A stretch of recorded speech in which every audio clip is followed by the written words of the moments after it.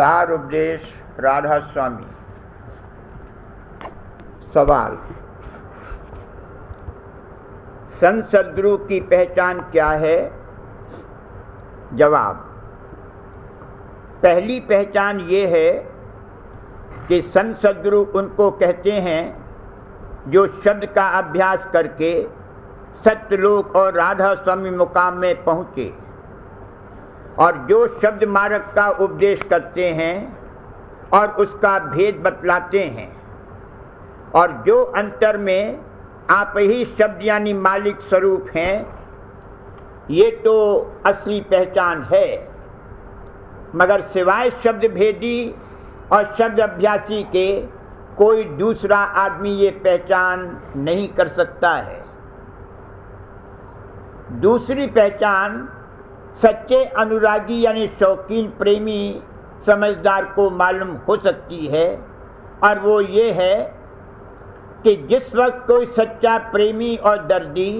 सद्गुरु के सामने आवे और उनके वचन प्रेम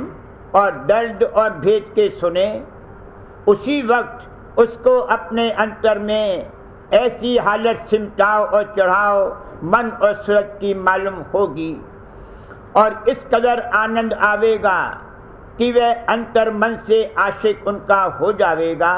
और उनका स्वरूप उसको निहायत सुहावना और प्यारा लगेगा।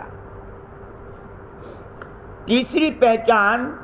सच्चे खोजी को मालूम होगी, और वो ये है कि जिस शख्स के दिल में सच्चा खोज और तलाश सच्चे और पूरे मालिक की है और वह हर जगह सत्संग और तहकीकात और दरियाफ्त करता हुआ सद्गुरु के रूबरू आया है और अपने शक और शुबे दूर कराना चाहता है और असल मुकाम और असल मालिक को जानना चाहता है, फिर जिस वक्त की संत सद्गुरु अपना भेद उसके रूबरू फरमावेंगे और उसके सवालात का जवाब माकूल देंगे, उस वक्त सच्चे खोजी को फौरन शांति हासिल होगी, क्योंकि संत सद्गुरु देखा हुआ हाल कहते हैं और खोजी को माफिक उसकी समझ के वचन फरमाकर समझा सकते हैं। और बाकी जो परमार्थी लोग दुनिया में हैं, वो ये तो या तो विद्यावान और वाचक हैं या सुनी सुनाई कहते हैं, और विद्या और बुद्धि की क्या ताकत है कि सच्चे मालिक का भेद और उसकी कुदरत का हाल जैसा कि असल में है दरियाफ्त कर सके या बयान कर सके। इस तौर पर सच्चे खोजी को वचन सुनते ही यकीन हो जाएगा कि इस जगह यानी संत सद्गुरु के चरणों में मेरा कार्य पूरा होगा और जिस चीज की तलाश है वो उनकी खिदमत में मिल जाएगी और दूसरी जगह उसका भेद और पता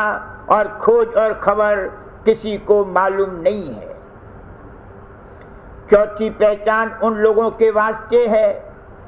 जिनको अपनी समझ और बूझ बहुत कम है और जिन्होंने कुछ तहकीकात मजहबी भी नहीं करी है और ना दुरुस्ती के साथ कर सकते हैं, मगर प्रेम दिल में है और शौक भी रखते हैं। वे दर्शन करके और वचन सुनकर और दूसरे सच्चे प्रेमियों की जो संत सद्गुरु के साथ रहते हैं हालत देखकर फौरन अपने दिल में पहचान करके उनके चरणों में प्रेम और प्रीत करने लगेंगे और जिस कदर उनकी प्रीत होगी उसी कदर उनके अंतर में आनंद और सुख की हालत पैदा होगी और परचे मिलते जावेंगे। पांचवी जो पहचान और परख है वो जाहिरी चाल और चलन यानी रहनी संत सद्गुरु की देखकर मालूम होगी और यह बात कुछ दिन उनके साथ रहने से हासिल हो सकती है। यानी दिन दिन उनके वचन सुनकर समझ आवेगी और उनकी हालत और रात और दिन की रहनी और बोलचाल और चाल ढाल देखकर परख आती जावेगी। कोई जिनके संग और सेवा और दूसरे प्रेमी और खोजी और शौक वालों की हालत देखकर उसका भी निश्चय और प्रेम और प्रतीत दिन दिन बढ़ती और पकती जावेगी और वह भी एक दिन सच्चा और पूरा प्रेमी हो जावेगा। छठी पहचान ये है कि जो दूसरे पहचान वालों के कहने से जिन पर इस मनुष्य को भरोसा है पहचान आवे और फिर सत्संग और भजन करके यह मनुष्य अपने अंतर में और बाहर से भी उसकी परख करके प्रीत और प्रतीत हासिल करे।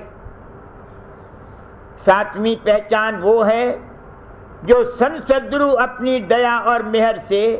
अधिकारी और संस्कारी जीव को उसके अंतर में आप बख्शें। ये पहचान फौरन ही प्राप्त होती है और इसकी तरक्की दिन दिन होती जाती है और प्रेमी या सेवक की प्रीत प्रतीत को दिन दिन बढ़ाती और पकाती जाती है। आठवीं कुल मदार प्रीत और प्रतीत पर है। जो किसी को विद्या और बुद्धि बहुत है और सब हाल और भेद मत का भी उसने समझ लिया, पर जो शौक और प्रेम मिलने सच्चे मालिक का दिल में बहुत नहीं है, तो उसका रास्ता सुस्ती के साथ चलेगा।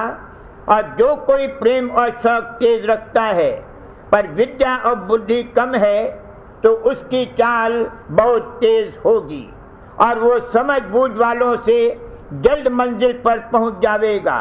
क्योंकि उसकी प्रीत और प्रतीत अंतर के पर्चों से जो उसको वक्त अभ्यास और दूसरे वक्तों पर अक्सर मिलेंगे दिन दिन बढ़ती जावेगी और इसी वजह से उसकी चाल बहुत तेज होगी। सवाल, राधा स्वामी नाम की सिफत विस्तार के साथ वर्णन कीजिए ताकि साफ साफ मालूम होवे कि यह नाम मालिक कुल का है या कि उन साहब का जो आचार्य राधा स्वामी मत के हुए हैं। जवाब, असल में राधा स्वामी नाम मालिक कुल का है और उस परम धाम का जो सत्य लोक और अलग और अगम के पार है और कुल रचना का आदि और अंत है और आप अनादि और अनंत है। और यह नाम और मुकाम इस जमाने में संत सद्गुरु राधा स्वामी महाराज ने प्रकट किया। परम पुरुष पूरन धनी यानी मालिक कुल व खुदाए कुल इस नाम की सिफत है और बाकी हाल पाकी और बुजुर्गी और तासीर इस नाम का अभ्यास के वक्त अंतर में जाहिर होगा। और मालूम होवे कि जैसे मदरसों में दर्जे मुकर्रर हैं और जो विद्यार्थी जिस दर्जे तक जैसे बीए और एमए तक पहुंचा फिर वह उसी नाम से पुकारा जाता है, यानी बीए और एमए कहलाता है। इसी तरह परमार्थ में दर्जे हैं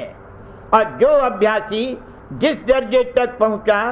यानी मुकाम परमात्मा व पार ब्रह्म परमेश्वर व सत्य पुरुष राधा स्वामी तक पहुंचा वह उसी दर्जे के नाम से पुकारा जाता है। जैसे महात्मा और जोगेश्वर चाहे साध गुरु और संत सद्गुरु और चाहे सत्य पुरुष और राधा स्वामी नाम पहुंचने वाले मुकाम परमात्मा और पार ब्रह्म परमेश्वर और सत्यलोक और राधा स्वामी धाम के हैं। और जो कि राधा स्वामी साहब आचार्य इस मत के मुकाम राधा स्वामी से तशरीफ लाए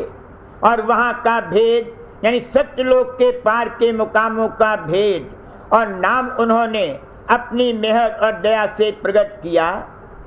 इस वजह से वे राधा स्वामी नाम से पुकारे गए।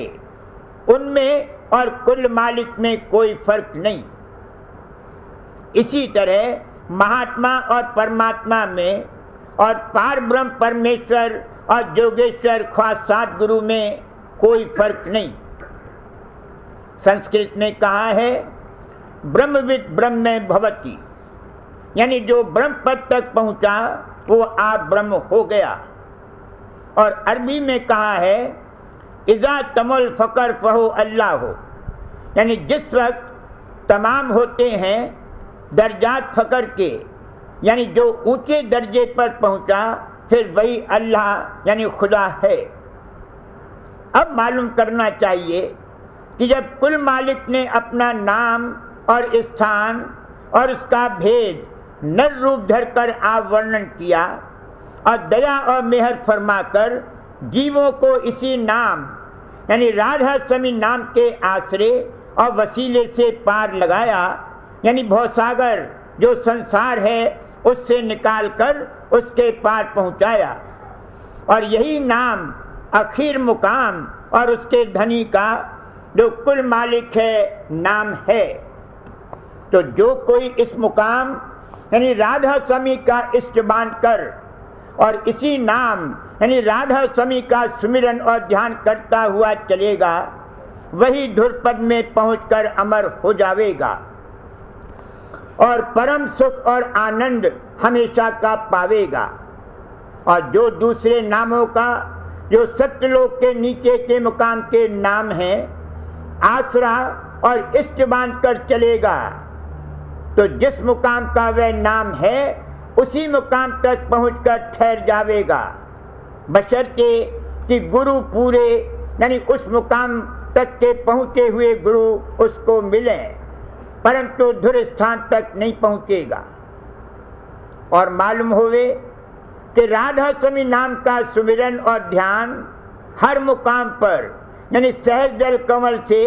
जो संतों का शुरू का मुकाम है लेकर धुर मुकाम तक हो सकता है, क्योंकि राधा स्वामी नाम की धार कुल रचना की जान और शक्ति की धार है और यही जान की धार हर मुकाम पर रचना करती हुई चली आई है। फिर जो कोई इस नाम का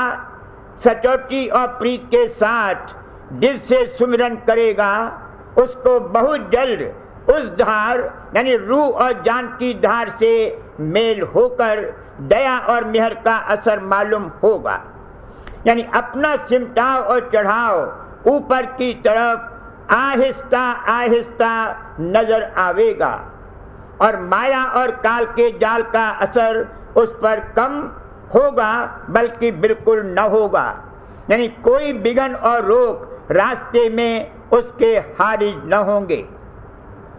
और बाकी के नाम जो हैं हर चंद वे भी जाति नाम अंतर के मुकामात के हैं, परंतु उनकी ताकत और असर अपने अपने दर्जे के माफिक है।